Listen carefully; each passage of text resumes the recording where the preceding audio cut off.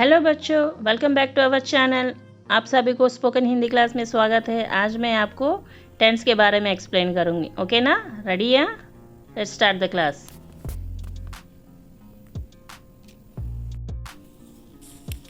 काल, काल means tense. काल को इंग्लिश में टेंस बोलेंगे। काल 3 प्रकार के होते हैं। कितने टाइप से हैं काल? 3 टाइप्स के होते हैं। फर्स्ट वन वर्तमान काल, सेकेंड वन भूतकाल, थर्ड वन भविष्य काल।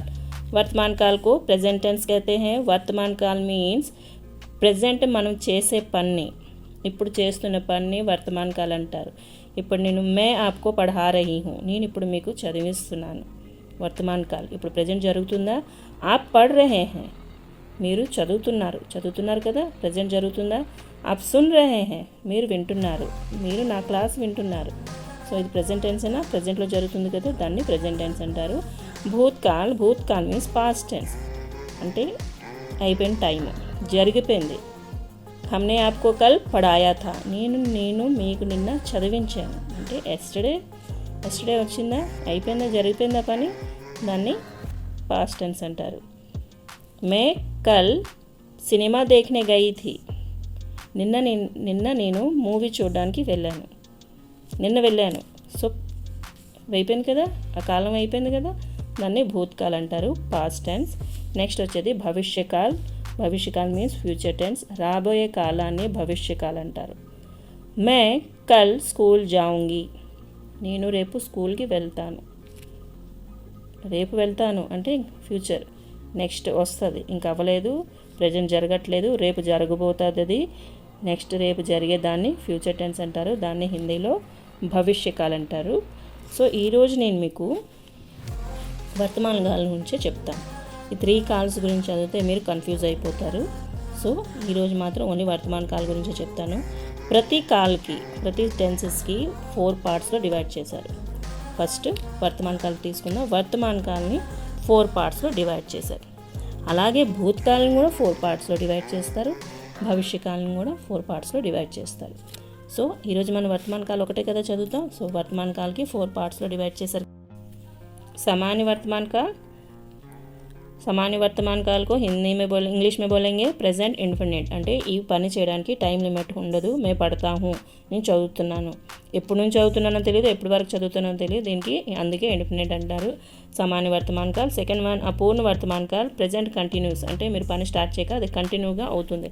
మే పढ़ रही हूँ, నేను చదువుతున్నాను, కంటిన్యూగా అవుతుంది కదా, దాన్ని అపూర్ణ వర్తమాన్ కాల్ అంటారు. నెక్స్ట్ పూర్ణ వర్తమాన్ కాల్, ప్రెజెంట్ పర్ఫెక్ట్, అంటే పర్ఫెక్ట్గా ఆ పని జరిగిపోయింది. మే పढ़ चुकी हूँ, నేను చదివేశాను. నెక్స్ట్ ఆసన్ అపూర్ణ వర్తమాన్ కాల్, ప్రెజెంట్ పర్ఫెక్ట్ కంటిన్యూస్ టెన్స్, అంటే ప్రెజెంట్ ఆల్రెడీ స్టార్ట్ అయిపోయింది, ఒక నిశ్చిత టైంలో స్టార్ట్ అయిపోయింది, బట్ కంటిన్యూస్గా జరుగుతుంది. మే 5 साल से हिंदी बोल रही हूँ, నేను 5 years నుంచి హిందీ మాట్లాడుతున్నాను. అంటే 5 years నుంచి టైం లిమిట్ చెప్పాను నేను, 5 years, బట్ కంటిన్యూగా జరుగుతుంది. సో దిస్ ఈజ్ ఆసన్ అపూర్ణ వర్తమాన్ కాల్, ప్రెజెంట్ పర్ఫెక్ట్ టెన్స్ కంటిన్యూస్ అంటారు.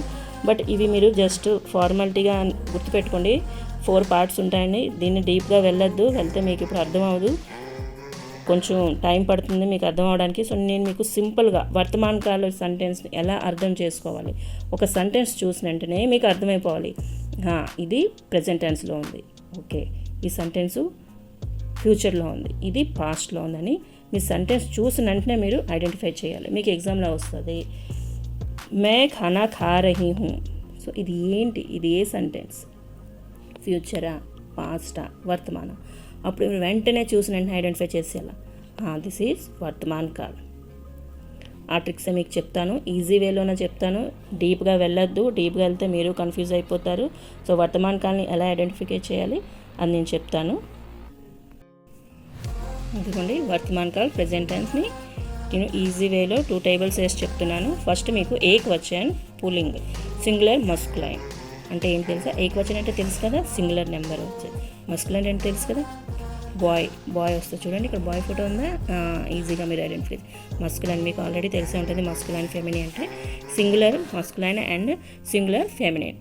అంటే మీకు ఏకవచనంలో స్త్రీలింగం అండ్ ఏకవచనంలో పుల్లింగ్లోన సబ్జెక్ట్ని ఎలా యూస్ చేసి రాస్తారో చూద్దాం.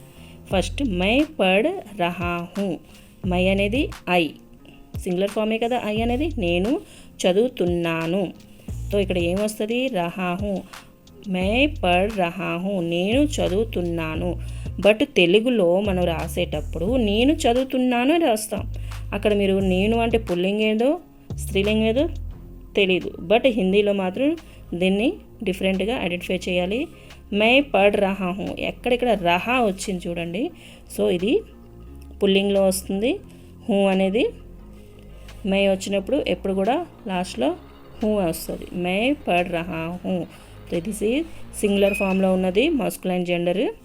నెక్స్ట్ ఇదే మీరు ఫెమిని జెండర్లో చూడండి, స్త్రీలింగ్లో చూడండి. మే పढ़ రహీ హూ, రహా మస్కులైన్లో రహా వచ్చింది.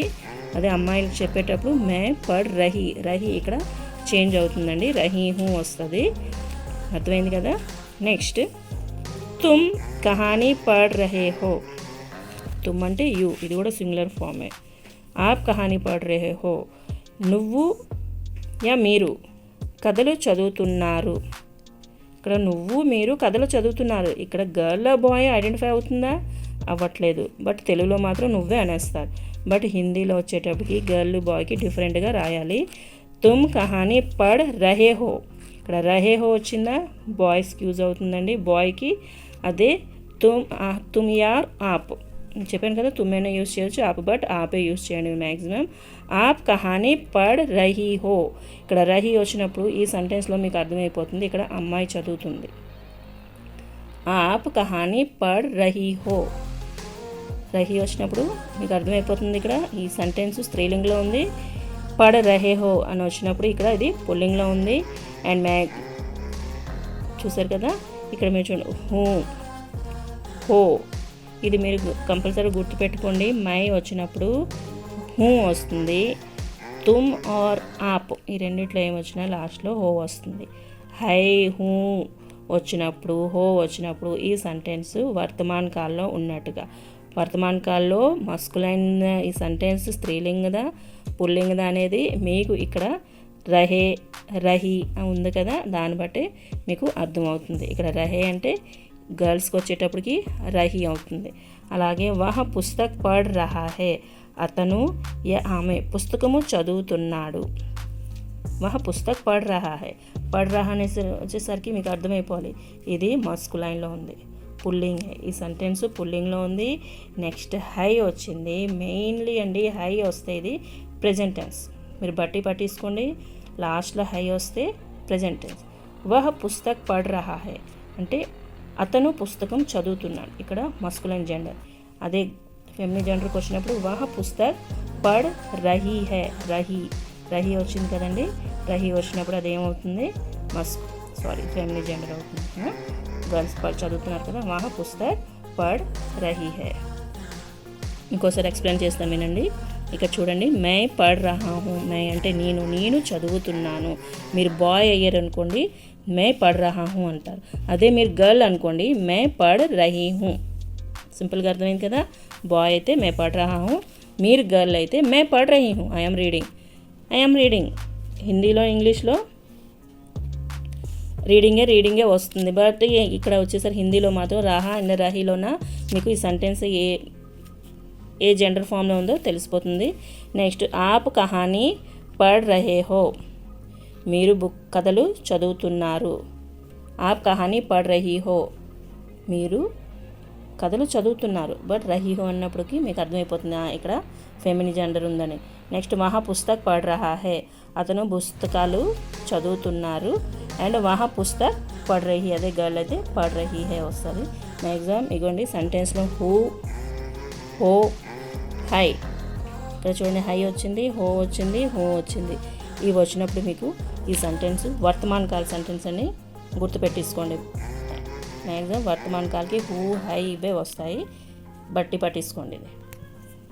నెక్స్ట్ బహువచన్ ప్లూరల్ ఫామ్ అండి. Plural masculine and plural feminine. బహువచన్ స్త్రీలింగ్, బహువచన్ పుల్లింగ్. బహువచన్లో వచ్చినప్పుడు ఏం చెప్పాను కదా, బహువచన్ హమ్ అంటే మేము. హమ్ అనేది ప్లూరల్ ఫామ్, మేము అనేది కూడా ప్లూరల్ ఫామే కదా. అప్పుడు ఏం రాయాలి చూడండి, హమ్ పढ़ రహే హే, మేము చదువుతున్నాము. అంటే ఇక్కడ హమ్ పढ़ రహే వచ్చినప్పుడు అర్థమైపోతుంది ఇది మస్కులైన్ జెండర్ అని. అదే గర్ల్స్ చదువుతే అప్పుడు ఏమని చెప్పాలి, హమ్ పढ़ రహీ హై. ఇప్పుడు గర్ల్స్ అందరూ కూర్చున్నారండి, ఫ్రెండ్స్ గర్ల్స్ అందరూ కూర్చొని వాళ్ళు అప్పుడు ఏం చెప్పాలి, హమ్ పढ़ రహీ హై. అదే బాయ్స్ అందరూ ఒక దగ్గర కూర్చొని చదివితే ఏం చెప్పాలి, హమ్ పढ़ రహే హై. అలాగే ఆప్ కహానీ పढ़ రహే హో, మీరు కథలు చదువుతున్నారు.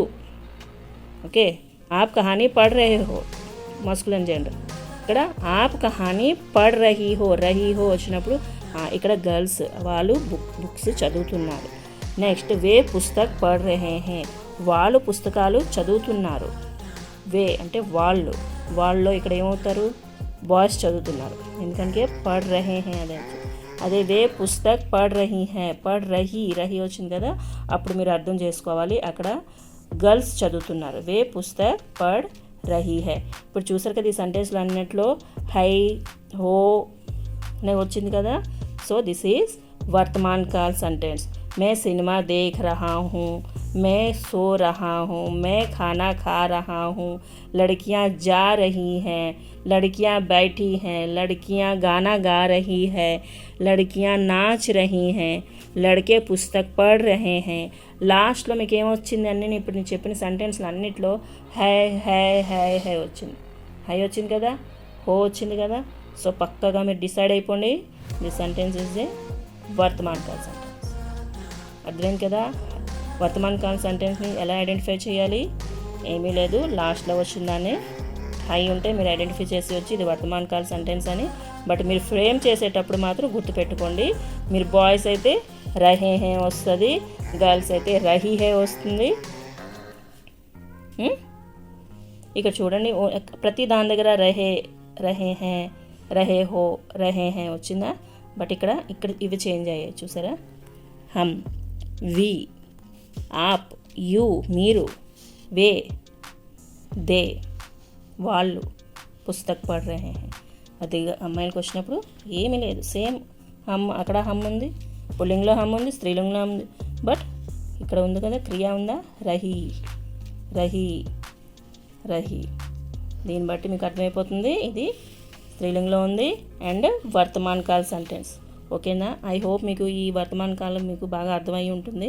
నెక్స్ట్ క్లాస్లో నేను మీకు భూతకాల్ చెప్తాను, పాస్ట్ టెన్స్. ఓకేనా. అప్పటి వరకు మీరు దీన్ని ప్రాక్టీస్ చేస్తుండండి. చిన్న చిన్న వర్డ్స్ని జాయిన్ చేసి చెప్పడం నేర్చుకోండి. నేను చెప్పాను కదా, మే ఖానా ఖా రహీ హూ, మే సో రహీ హూ, మే పढ़ रही हूँ, हम गाना गा रहे हैं. ओके बच्चों, अगले वीडियो में फिर मिलेंगे. तब तक हमारे साथ जुड़ के रहिए, बन के रहिए, प्रैक्टिस करते रहिए. Good luck.